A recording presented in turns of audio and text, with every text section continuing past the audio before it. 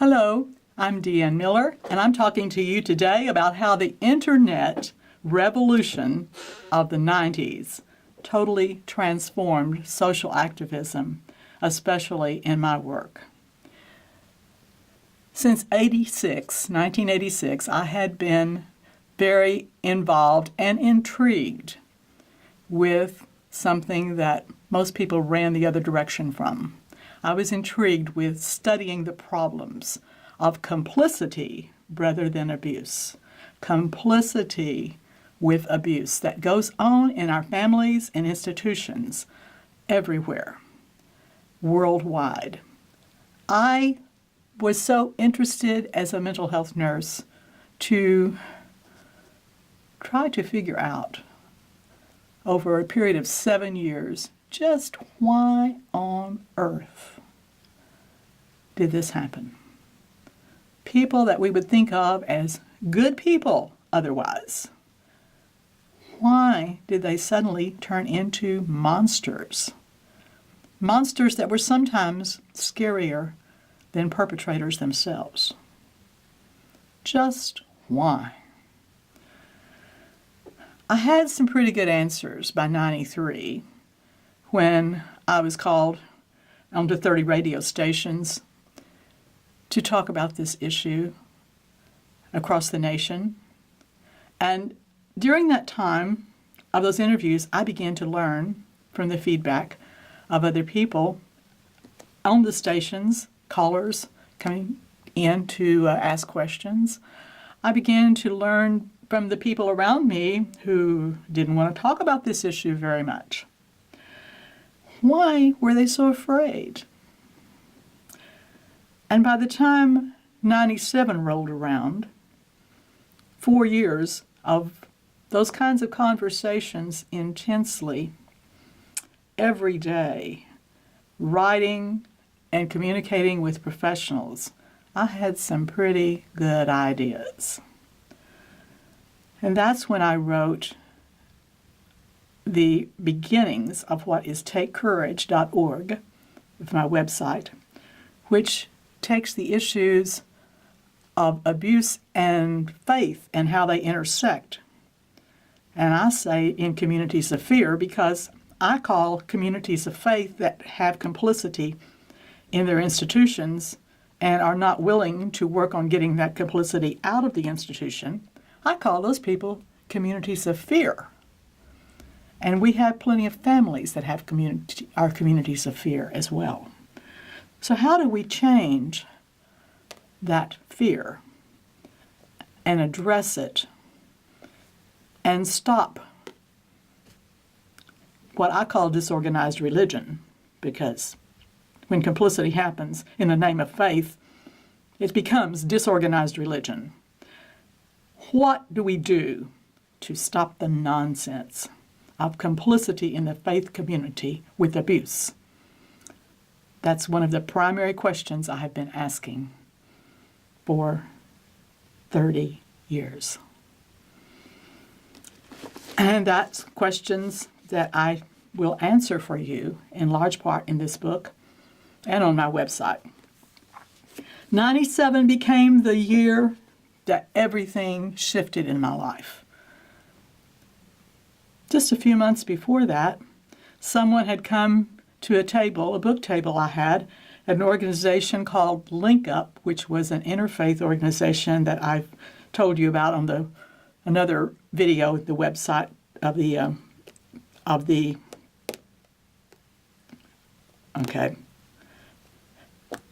we'll splice it there. I was at a table at Link Up, which is an international organization that I've written about extensively and also have told you about on this YouTube channel in another video. A lady comes running up to me, and I laugh when I think about this moment now, and she said, "Why aren't you on the World Wide Web?" And I said, "The what?" I had no idea what she was talking about. And she said, "I've looked for you everywhere since I bought your book last year. You should be on the web." I just shook my head. "Tell me more," I said. Well, at least you could have an email address. Email? What is that? By 97, I knew full well what an email address was. And my website was up, and it became the most popular website for several years that had to do with abuse by clergy. People from all over the world were contacting me, and I was also most gratified to be invited to be a part of an internet listserv of professionals with academic degrees far above mine, who took me in as a peer. They treated me like an equal, and I certainly didn't feel like an equal. They told me I was an expert. I didn't think any of us were that much experts because none of us had been studying the field very long, I didn't think. But then I found out, oh yes, there were people that had been studying complicity with abuse back since Sigmund Freud sort of seemed to promote it in his work. And so that was the primary focus of a group called Confer that we had, which was a small portion of advocateweb.org. If you look on this YouTube channel, you will find stories that came out of advocateweb.org, especially the story of Nobuko Oyabu, a Japanese photojournalist. And you will hear how that she found us one night, and then within 24 hours, I was sitting in her living room, enjoying one of the most delightful Japanese meals that you could imagine. Some of these stories I tell you sound like magical thinking. It's like she must be making these up. I'm not, because what I find out is that it's just so powerful when we dare to step into the darkness and have the courage to come close to the fire that everybody else wants to run from. And that's what I now understand is required if we are to do the work of advocacy. But the internet, as you can imagine, and those of you that were born too late to remember with the times that we did not have the internet, you cannot imagine really how it totally changed our entire ability to reach out. We were no longer writing snail mail letters and waiting weeks to see if we ever got an answer. People's darkness suddenly became light. And it gave us opportunities to equalize in so many ways. It revolutionized things. Without the internet, Boston Spotlight would never have happened. Because it was the internet that brought so many people to tell their stories until we reached a saturation point, nationwide and then worldwide, so that we are hearing from every continent now. And I am absolutely amazed personally to see how far we have come in our understanding, and yet how far we still must go. Sometimes it feels like we've only scratched the surface. But if you dare to look into the history that I know through this book and through talking to the real veterans, those of us that have been at it for decades, you know we've made progress. You cannot deny that.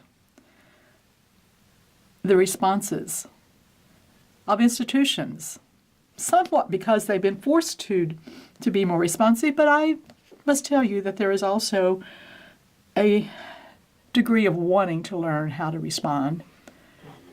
Even in the most obstinate of institutions, there are people there that are trying to do that. I believe that with all my heart.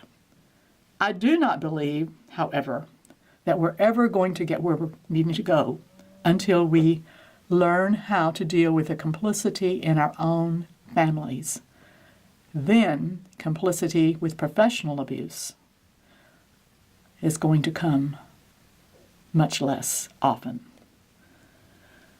I invite you to my website, takecourage.org, and to the various books that I have written, some that you will be seeing in the little clip that you will see after this. I invite you to listen to the music on this YouTube channel and to explore how various occupations can plug in to understand the complex issues of complicity and how they contribute to the violence that we have today in a world that seems to be getting more and more difficult to cope with. The hope lies when we have the courage to step into the darkness. Thank you for listening.